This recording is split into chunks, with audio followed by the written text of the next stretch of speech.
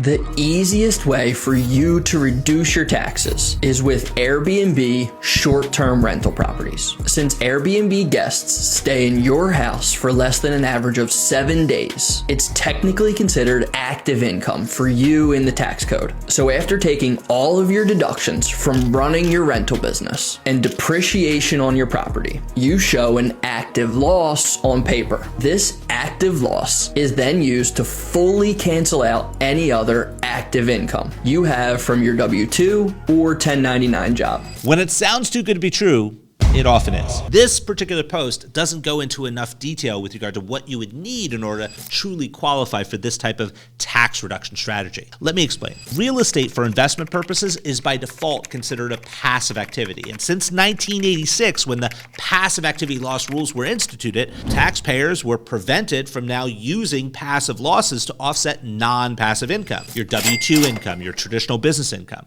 But there are some exceptions, and the short-term rental loophole is one such exception. It's way more than what was explained here. Not only do you have to have a situation where your tenants in the property have an average stay of 7 days or less, there's also some qualifications that you must meet as the owner. You must have a time aspect, at least 100 hours to the active management of short-term rental property. What does that mean? There's a whole list of things the IRS has, 11 different qualifications of the activities you could be engaged in. There's also a requirement that no one else is permitted to work more than you in that business, which would mean you can't hire a third-party property manager, which so many owners want to do. But if you design your infrastructure and the operations the right way, there are major benefits with regard to this particular strategy. Since the One Big Beautiful Bill was signed into law with 100% bonus depreciation now again back in play, you have the opportunity to create significant tax reductions. But here's the thing,